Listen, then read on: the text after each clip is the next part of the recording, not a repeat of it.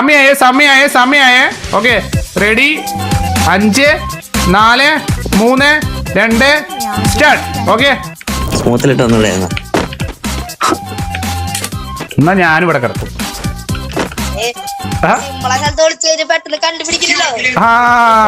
അത് ശരിയാ. എന്നാ ഓക്കെ കേക്കാമോ സഹൂർ?